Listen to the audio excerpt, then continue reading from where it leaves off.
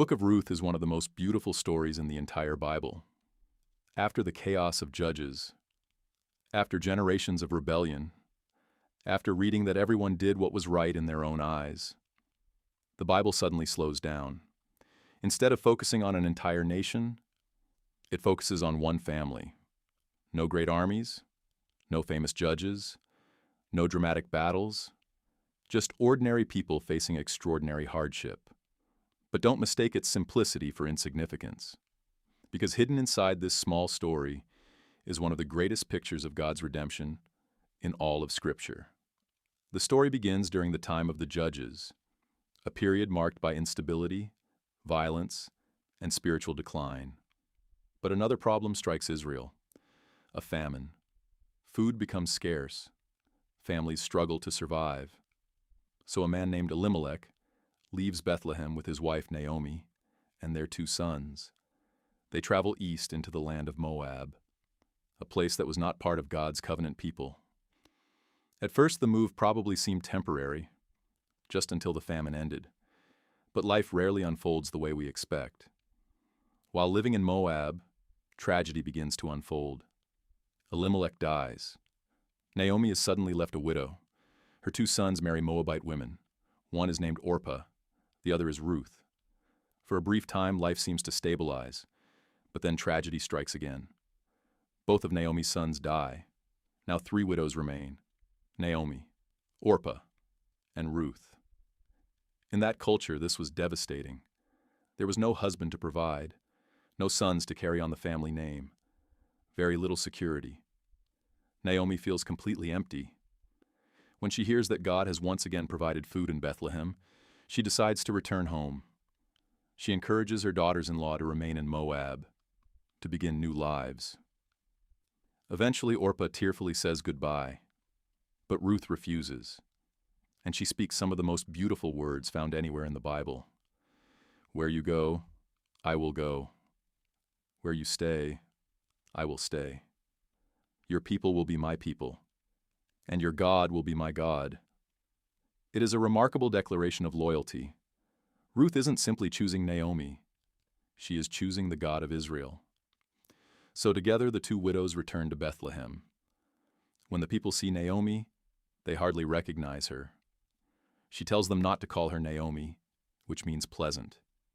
Instead, she says, "Call me Marah," meaning bitter, because she believes life has taken everything from her.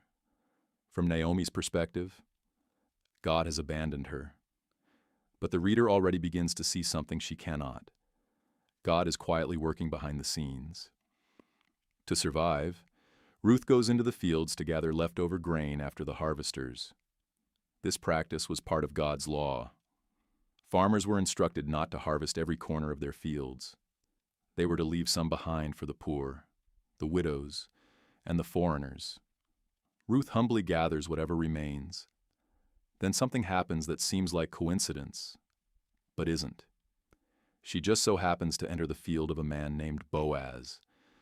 Boaz is wealthy, respected, and more importantly, he is a close relative of Naomi's late husband. When Boaz notices Ruth working in the field, he asks about her. He hears of her loyalty to Naomi, her hard work, her willingness to leave everything she knew to care for her mother-in-law. Instead of treating Ruth like an outsider, Boaz shows incredible kindness. He tells his workers to leave extra grain for her. He invites her to eat with them. He makes sure she is protected. Throughout the story, Boaz consistently reflects God's character: kind, generous, compassionate.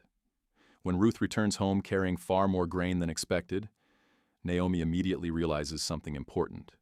Boaz is not just a generous man. He is a kinsman redeemer. According to Israel's law, a close family member could redeem property, protect the family line, and care for relatives who had fallen into hardship. Suddenly, Naomi begins to see hope where she once saw only loss. Following Naomi's guidance, Ruth approaches Boaz one evening while he is sleeping near the harvest. This moment can seem unusual to modern readers, but Ruth is not proposing marriage in the way we might think. She is humbly asking Boaz to fulfill his role as redeemer. Boaz is deeply moved. He gladly wants to help. But there is one problem. Another relative is actually closer in line than he is. Boaz refuses to ignore God's law simply because he desires the outcome. Instead, he handles everything with honesty and integrity. The next day, he gathers the town elders. The closer relative is offered the opportunity to redeem Naomi's land. At first he agrees, but when he learns that redeeming the land also involves marrying Ruth and continuing the family line, he declines. Now the responsibility passes to Boaz. Before the witnesses, Boaz publicly redeems the family. He marries Ruth.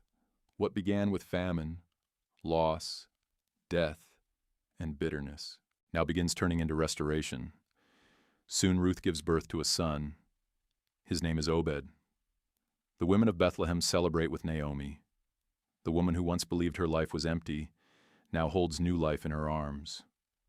Her bitterness has been replaced with joy. Her emptiness has become fullness. But the story isn't finished yet. The final verses reveal why this little book matters so much. Obed becomes the father of Jesse.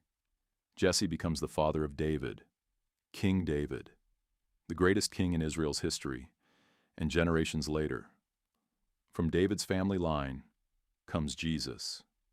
Think about what that means. A Moabite widow, a woman who was once an outsider, becomes part of the family line of the Messiah. A beautiful reminder that God's plan has always been bigger than one nation. His redemption reaches far beyond what anyone expected. And that's the heart of Ruth. It's a story about God's providence. Throughout the book, there are no dramatic miracles. No seas part. No fire falls from heaven. No armies are defeated. Instead, God works quietly, through ordinary conversations, ordinary decisions, ordinary acts of faithfulness. And that's often how he still works today. Sometimes God's greatest work isn't found in the spectacular. It's found in the everyday moments we almost overlook. Ruth also gives us one of the clearest pictures of redemption in the Old Testament. Boaz willingly pays the price to restore someone else's future. He becomes a picture of the greater Redeemer who would one day come, Jesus, the one who willingly paid the price to redeem us, not because we earned it, but because of his love. So here's the question Ruth leaves us with. Can you still trust God when you can't yet see what he's doing? When life feels ordinary, or even painful? Can you believe that God is still working behind the scenes?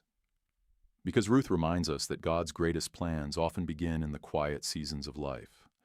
And sometimes what feels like the end of your story is actually where God's redemption is just beginning. Because the same God who quietly worked through Ruth and Naomi is still faithfully working today. Even when we can't yet see the bigger picture. If you find this series helpful, be sure to like the video and subscribe to the channel, as it's a free way to help grow this ministry.